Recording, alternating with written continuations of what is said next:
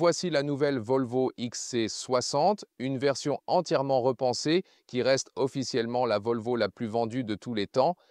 Véritable best-seller de la marque, la question est, avec cette mise à jour, la XC60 peut-elle rivaliser avec la concurrence? Car le BMW X3, le Mercedes GLC, l'Audi Q5 sont en effet tous plus récents. Le modèle de base est assez ancien, mais il a été modifié à l'extérieur comme à l'intérieur. Nous allons tout vous montrer avec un essai de ce véhicule sur AutoJeFuel en 4K, plein écran et en intégralité. C'est parti, nouvelle face avant avec calandre sombre ou clair. Ici, le thème sombre et un logo accentué en chrome. Avant, c'était le design flèche classique. Nouvelle couleur, Forest Lake, et nous y sommes. Un magnifique moment en Suède. Nous avons donc choisi le bon design, le bon environnement pour cette couleur de véhicule aujourd'hui. Et nous avons aussi des roues de 21 pouces ici, de 18 à 21, voire jusqu'à 22 avec Polestar en théorie, mais celles-ci sont déjà assez grandes. La longueur est de 4,71 m et 11 ou 185 pouces. Les concurrents ont déjà été mentionnés plus tôt. Il a aussi la suspension pneumatique en option. Il l'offre et nous le conduisons également aujourd'hui pour vous, style SUV classique, avec une silhouette plus droite, donc pas de style coupé ou autre. C'est pourquoi les clients Volvo apprécient aussi l'espace que vous avez à l'intérieur, par exemple. Mise à jour aussi l'arrière, les feux sont maintenant un peu plus sombres, comme pour le lifting récent du 90. Et celui-ci est là. Vous pouvez voir le T8 hybride rechargeable. Bientôt, plus de détails sur les moteurs. Design épuré en bas, pas de fausses sorties d'échappement. Chez Volvo, on retrouve toujours des moteurs essence 2 litres 4 cylindres, soit en version mild hybride, soit en version plug-in hybride comme ici. 250 chevaux en mild ou plug-in hybride. Le T8 atteint jusqu'à 310 chevaux. C'est clairement la version la plus puissante. 4,9 secondes pour l'accélération et bien sûr la transmission intégrale également. Et ici, la recharge est seulement 6,4 kW en alternatif. Pas très rapide. Plutôt pour le brancher chez soi sur une wallbox. Capacité nette de la batterie, 14,7 soit 15 kWh. Ni trop grand, ni trop petit. Ce 18,8, c'est la capacité brute, conduite électrique pure, réaliste. Environ 60 km, 40 miles, voici la clé Volvo standard. Rien de spécial, les sons des portes, on va voir ça.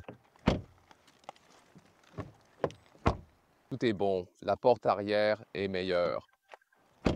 Mais les deux sont solides. À l'intérieur des portes, la partie supérieure est bien structurée et légèrement moelleuse. J'aime aussi ces poignées de porte style chromé. Le système son Bausch et Wilkins est vraiment impressionnant, comme celle-ci. Ensuite ici, c'est doux pour votre coude. Le seul point, c'est qu'il n'y a pas vraiment de couverture pour l'intérieur de la porte. Puis le badge d'entrée, le plancher typique Volvo aussi. Déjà ici, des incrustations en bois mat, typiquement scandinave. Volant sans produits animaux, agréable. Bouton toujours là. Et, chose importante, un seul clic ici suffit et cette alerte sonore de vitesse de l'UE est désactivée. C'est vraiment sympa. Ensuite, les sièges. Plusieurs modèles avec finition. Siège en tissu, le CityWeave par exemple, ou ici, le Nordico. C'est un simili-cuir de haute qualité avec une structure matelassée ici. Ils sont fabriqués à partir de matériaux recyclés et d'huile de pin. Cela boucle aussi la boucle. Et oui, ils sont vraiment très confortables. L'espace avec la 9602 est suffisant. Même avec le toit vitré panoramique, vous pouvez toujours l'ouvrir ici. C'est vraiment plutôt sympa. Il y a aussi une protection solaire. Le seul bémol, c'est que ce curseur ne me plaît pas vraiment trop. Il est un peu gênant. Un peu mieux chez la concurrence ici. On trouve comme une protection solaire adaptée aux journées très chaudes. Bien sûr, ça couvrirait tout le toit. Volvo reste imbattable en ergonomie des sièges. BMW est actuellement un peu meilleur à ce niveau, bien évidemment. Dans la Mercedes GLC et la BMW X3, on trouve un simili-cuir perforé et rafraîchissant haut de gamme et très confortable. Ce n'est pas le cas ici avec ce siège. Pour 1 000 € supplémentaires, vous avez ici l'isolation des vitres. C'est un forfait complet qui inclut à la fois les vitres avant ainsi que les vitres arrière également. Au fait, cette couleur du cuir Nordico de la finition C s'appelle cannelle. Passons maintenant au cockpit, qui représente, à mes yeux, le point fort de ce véhicule, car j'ai mentionné certains aspects où les Allemands sont en avance. Mais ici, Volvo garde encore son avance. Par exemple, avec ce tableau de bord, un revêtement cuir rouge haut de gamme avec couture, sensationnel au toucher et magnifique. Le système Soundbowers Wilkins est vraiment bluffant et performant, c'est vraiment charmant. J'adore ce travail de détail dans le design. Par exemple, ici aussi, cette silhouette du drapeau suédois. Et cette insertion de bois mat, vous l'entendez? Vous le sentez? C'est vraiment très agréable. J'adore ce cockpit et le nouvel écran d'infotainment de 11 pouces. Oui, d'un côté, il est un peu plus saillant. Avant, il était bien plus intégré dans le tableau de bord. Maintenant, il est plus grand, plus accessible, les icônes aussi, etc. Alors oui, c'est peut-être un compromis, mais ça a l'air plus moderne. Tu as toujours une molette de volume manuelle dans la partie inférieure. Au moins celle-ci. Mais le climatiseur est géré ici, toujours en suivant ce système à 2 clics. Un, et pour les sièges chauffants, le volant chauffant. C'est bien, mais j'aimerais le contrôler physiquement. Ça vaut pour tous les constructeurs et surtout pas en 2 étapes. Le climat devrait avoir un plus et un moins directement accessible sur la première interface sans devoir chercher ni perdre du temps. Et puis ici, la boîte à gants aussi amortie en douceur comme ça, même quand on la ferme. C'est vraiment intéressant qu'ils aient ici ce schéma très sensuel avec les lignes. Nouveau socle de charge. Une position avant propose un accès encore plus pratique au smartphone et il semble être ventilé, avec un levier de vitesse optionnel en verre cristallin. Pratique et élégant, mais pas obligatoire. Start-stop ici. Et là, un bois mat qui a l'air très stylé. Juste cette segmentation ici dans ce véhicule n'est pas, disons, pas si bien construite. Peut-être un cas isolé. On doit voir les autres véhicules. Mais ça fait partie du mécanisme qui... Des segments coulissants pour l'ouvrir et des porte-gobelets ajustables avec un design à 4 points qui maintiennent les bouteilles solidement en place. Et puis vous pouvez aussi, oui, ceci pourrait être un peu plus doux pour votre coude. Glisser pour l'ouvrir, c'est bien solide. Vous avez de la place pour votre smartphone, surtout avec un câble, ce que je préfère souvent en réalité. Et nous entrerons bientôt dans les détails de l'infodivertissement, vue conducteur, encore une fois, avec ces boutons ici. Par exemple, vous pouvez ajuster l'affichage numérique comme la vue carte ou sans carte. Nous avons aussi un affichage tête haute, difficile à filmer, ça ne scintille pas. Là, vous avez soit cette vue, Google Maps ou une vue satellite. Nous voici aujourd'hui dans la campagne suédoise. Vous avez également ce menu principal. C'est un tout nouveau système ici pour ce véhicule. Nous le connaissons des autres nouveaux Volvo. Et Android Auto et Apple CarPlay sont également possibles. Les commandes du véhicule sont ici. Vous pouvez régler les modes de conduite et profiter du système audio Bowers et Wilkins.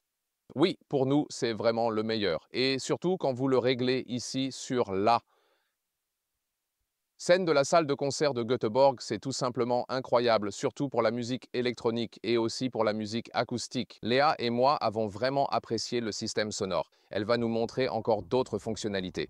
Ici, les pare-soleil avec lumière intégrée, peuvent-ils être prolongés? Non, ils ne le peuvent pas. Mais nous avons en fait 4 poignées à l'avant et à l'arrière. L'arrière semble être un peu sombre, je dirais, mais toujours avec des poignées de porte partout. Et les lumières ici au milieu sont tactiles, tu peux les allumer. Ah oui, au milieu c'est bien ça, exactement comme ça. Ah, ça marche aussi séparément. C'est ça ce qu'on aime. Sièges arrière. Pour commencer, la porte est aussi moelleuse sur le haut. C'est vraiment agréable. Bonne qualité de fabrication. Doux pour le coude ici, dur en bas. Mais ici aussi, même dans la partie inférieure, il y a une structure. Et puis nous avons Isofix sur les sièges extérieurs de chaque côté. On peut simplement les déplier ici. Ensuite, on retrouve le même motif matelassé ici. Les porte-gobelets sont également un peu adaptables avec ces rebords. Ici, une petite trappe à ski qui s'ouvre depuis l'arrière. Tunnel central assez large ici.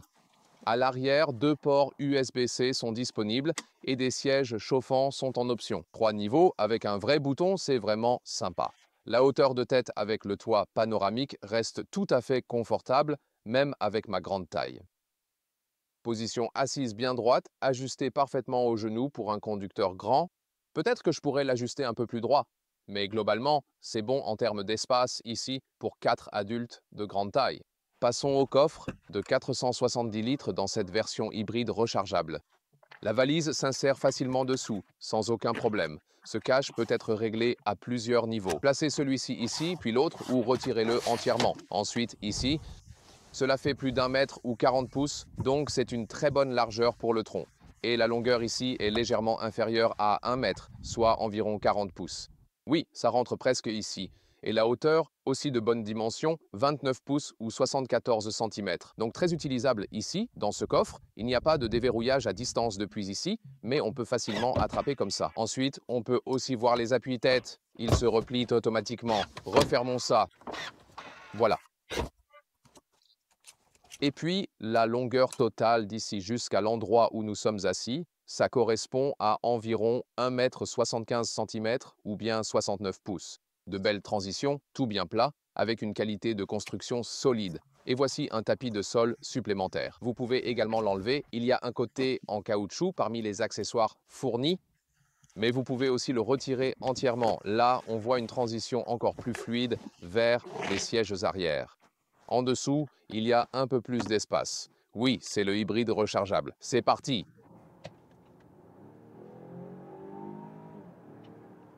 C'est de 50 à 100 km à l'heure, assez rapide. Ici, dans cette T8 hybride rechargeable, la version la plus puissante, 310 chevaux, 4,9 secondes de 0 à 100. Et c'est la puissance combinée de ce point. Moteur à combustion et du moteur électrique. En mode puissance, vous avez toujours la puissance des deux moteurs. Et habituellement, vous seriez simplement en mode hybride et laisseriez la voiture faire son travail. Vous pourriez également passer en mode purement électrique si vous le souhaitez. Vous pouvez aussi le constater sur les instruments, par exemple, si vous avez comme une sorte de goutte d'essence qui se remplit en mode puissance. Vous avez également un tachymètre spécifique affiché à droite, notamment sur l'autoroute. Il est encore tout à fait logique d'utiliser le moteur à combustion sur de longues distances et vous pouvez même combiner les deux systèmes. Ici, à 100 km à l'heure, l'isolation double fonctionne parfaitement, ce qui évite tout bruit de vent gênant. On ressent clairement cette isolation. Mais le revêtement de la route est plutôt rugueux, ce qui provoque un certain bruit venant des pneus. Actuellement, le timing est en train de changer et c'est intéressant d'écouter cela. En ce moment, c'est déjà différent et j'ai vraiment l'impression que quelque chose se passe. Comme je l'ai dit, en ce qui concerne le bruit du vent, on n'entend vraiment rien, mais le bruit de roulement venant du dessous est assez perceptible en comparaison. Oui, mais je pense qu'on pourra le tester plus tard, peut-être sur différents types de revêtements. Ici, c'est un peu moins bruyant qu'ailleurs, en tout cas un peu moins que sur ce revêtement ici. Donc, je ne dirais pas que c'est le plus silencieux du dessous, mais il est très calme au niveau de cette zone d'oreille autour des vitres, etc. Nous avons ici la configuration avec la suspension pneumatique. Tu le sens un peu sur les ondulations, mais c'est bien amorti. Et on a des jantes de 21 pouces vraiment magnifiques. Mais bien sûr, ça réduit un peu le confort quand tu passes sur des petits nids de poules. Tu sens qu'il n'y a pas trop d'amorti de la part des pneus. C'était vraiment sympa de pouvoir désactiver d'un simple clic sur le côté gauche du volant le bip de vitesse imposé par la loi européenne, ce qui permet d'éviter cet effet agaçant. C'est très simple à faire et d'un seul clic, on peut aussi activer le régulateur de vitesse. Et il y a aussi l'assistance active de direction disponible si vous aimez ça. Voyons comment il nous maintient dans la voie. Donc, maintenant que l'autoroute fait une légère courbe à gauche, le moniteur de trajectoire, très bien intégré avec cette sorte de boomerang rouge dans les rétroviseurs latéraux. C'est vraiment très bien. Et là, il y a quelques corrections de va-et-vient, mais dans l'ensemble, jusqu'à présent, c'est bien fait. Les systèmes d'assistance allemands comme Audi, BMW, Mercedes sont un peu plus fluides que pour les corrections ici.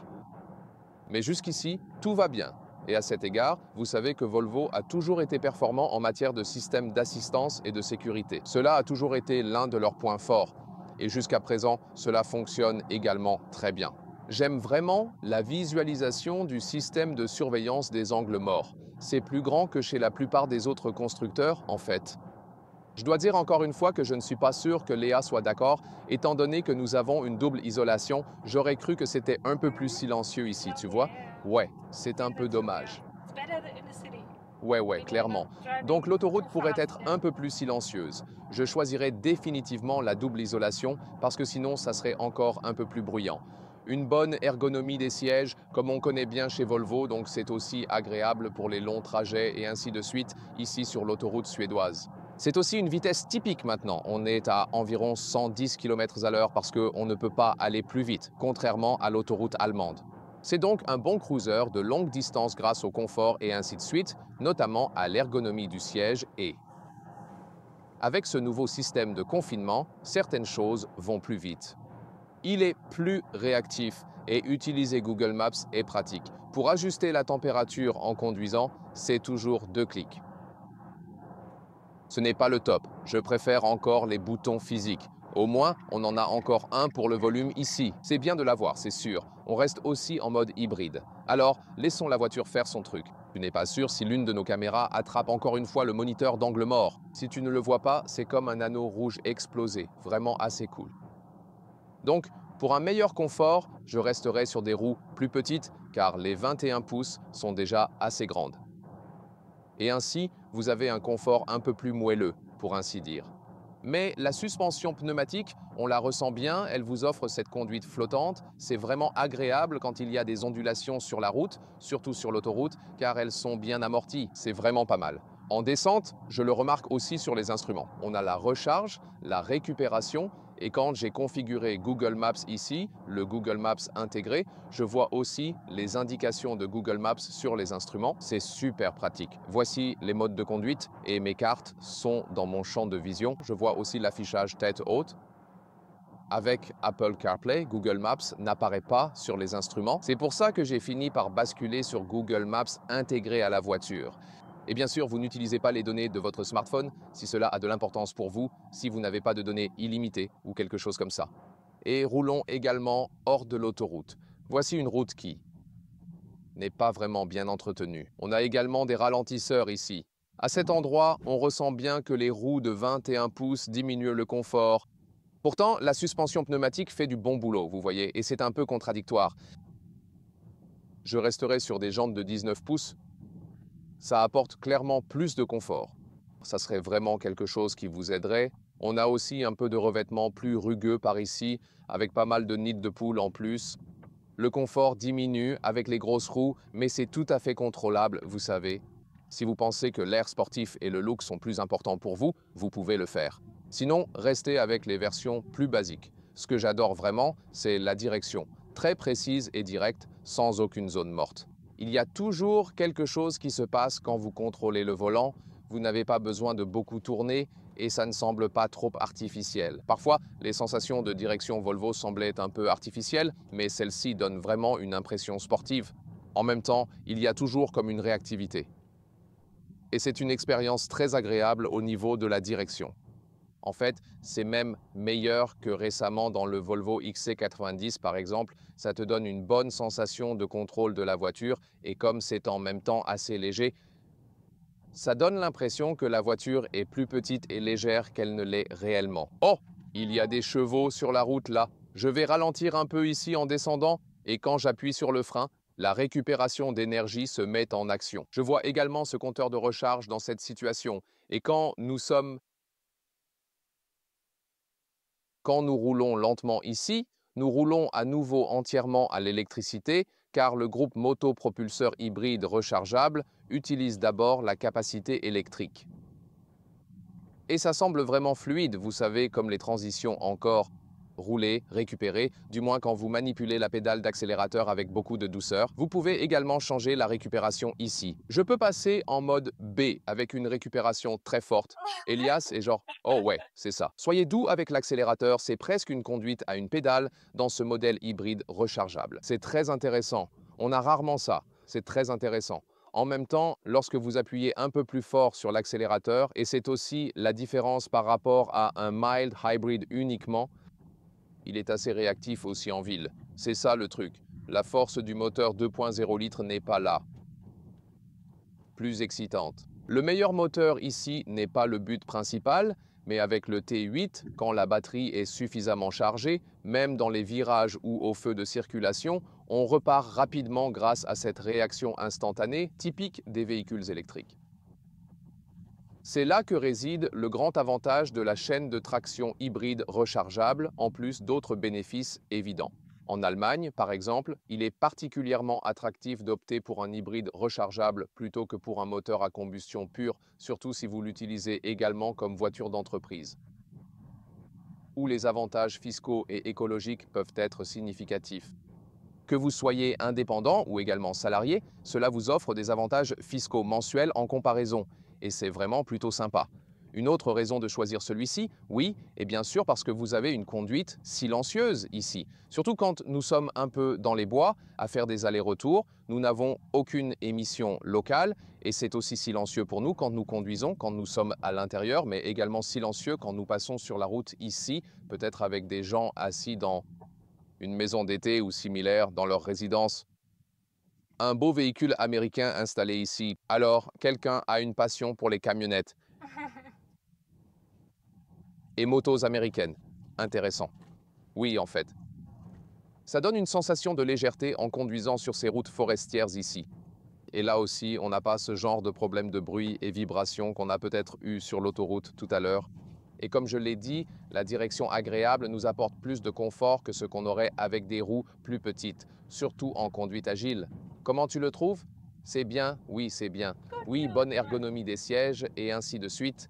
Et oui, c'est vraiment ici que cette voiture s'intègre parfaitement. Forêt suédoise, marque suédoise, celle-ci bien sûr aussi fabriquée. Oui, meilleure salutation à tous nos fans de Suède. Alors, tu sais, je peux faire un petit pas de danse, c'est pourquoi les Suédois peuvent aussi me comprendre quand je parle danois. C'est bien que ce soit toujours une chose amusante, les Norvégiens, les Suédois et les Danois parviennent à se comprendre, même en parlant chacun dans leur propre langue, car ces langues sont très proches. Contrairement aux Finnois, sans aucun lien linguistique. Une autre particularité intéressante. Oui, et de superbes paysages. J'espère que vous aimez ce trajet avec nous. En Allemagne, les prix démarrent en dessous de 60 000 euros et sur le marché nord-américain, ils sont 10 000 dollars de moins en dollars, approximativement. Mais vous pouvez aussi le configurer avec la transmission intégrale, le T8 et des équipements intérieurs jusqu'à 80 000 euros, voire près de 90 000 euros. Ensuite, ça devient vraiment très cher. Les prix en Amérique du Nord sont 20 000 euros moins élevés en version haut de gamme. Une différence de prix vraiment intéressante, fabriquée ici en Suède, dans leur usine principale. La question clé était bien sûr les mises à jour. Oui, des mises à jour utiles, absolument. L'extérieur semble un peu plus frais, plus moderne. À l'intérieur, avec les nouveaux choix de sièges, c'est en fait plutôt cool. Infodivertissement actualisé avec support Google Maps et un écran plus moderne. Du coup, ça a vraiment du sens. J'aime bien les changements qu'ils ont faits ici. Si tu le compares maintenant à la concurrence allemande, celui-ci, bien sûr, ce luxe suédois très beau avec le bois mat à l'intérieur et ainsi de suite. Bonne ergonomie des sièges et aussi cette proportion classique de SUV avec un bon espace à l'intérieur, surtout dans le coffre. Ils insistent toujours là-dessus. En termes de conduite, les Allemands sont vraiment bien plus agiles.